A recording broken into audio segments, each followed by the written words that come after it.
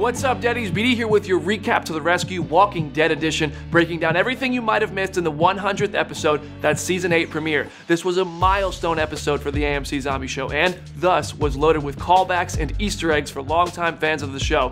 For example, one you may have caught was a shot-for-shot recreation of the very first scene from the very first episode, when Rick Grimes parked his sheriff's car next to an overturned truck and carried his gas can into an abandoned gas station. This time around, it was his son, Carl, taking those footsteps, walking past a dead woman's body and even wearing that same sheriff's hat. In the same scene, we even had an awfully familiar looking zombie make an appearance, with this walker bearing a striking resemblance to Addie Miller's little girl from the pilot episode. Oh, by the way, Addie Miller is alive and well and looking at colleges now. You feel old yet? Sticking with the first episode, there were two more nods to Rick's earliest days in the apocalypse, with one coming as a slight reference to Glenn. Glenn was killed off almost exactly a year ago, one day short, with the Season 7 premiere airing on October 23rd, 2016, and Episode 100 airing on October 22nd, 2017.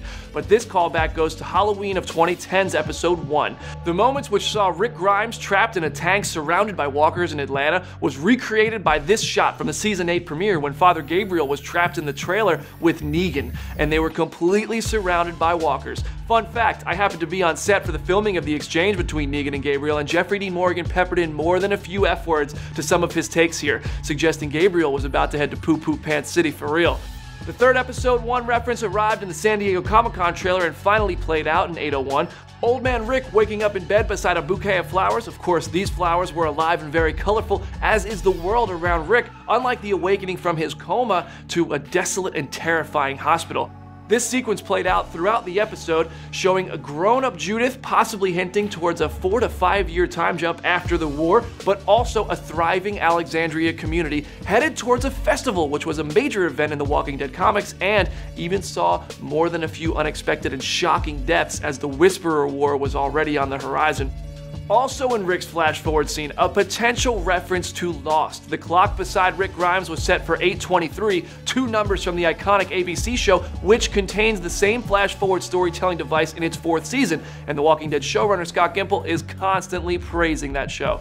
How about the moment which saw Rick taking a photo of Negan's sanctuary as it burned? This is a little jab at the group which photographed the deaths of Glenn and Abraham in episode 701 last year. As for the other timelines shown, one may have introduced us to Sadiq, a friendly character from the Walking Dead comics who once called Oceanside home. This man we met at the gas station is played by Avi Nash and first appeared in the Season 8 trailer. Executive producer Greg Nicotero tells me we will certainly be seeing more of him.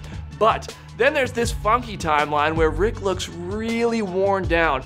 Before the episode concluded, this version of Rick whispers, "My mercy prevailed over my wrath." It's the same thing the Avi Nash character told Carl earlier in this episode. What's this mean? Well, spoiler alert here, but in the Walking Dead comics, the war between Rick and Negan results in Negan breaking Rick's leg, which explains the cane Rick was walking with in the Old Man Rick scenes, but also sees Rick capturing the villain and throwing him in jail instead of killing him. Mercy over wrath, civilization over savagery, Rick over Negan.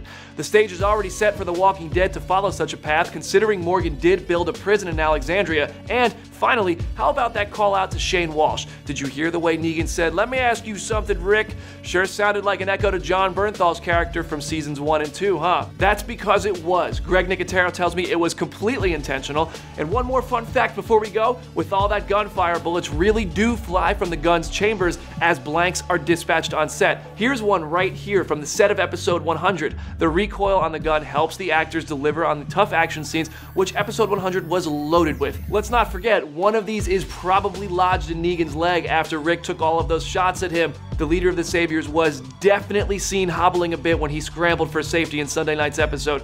Did you catch any Easter eggs, references, or important story points in the Season 8 premiere of The Walking Dead? Leave them in the comment section or send them to me on Twitter at BrandonDavisBD, and make sure you head to Comicbook.com/TheWalkingDead for all sorts of exclusive Walking Dead content.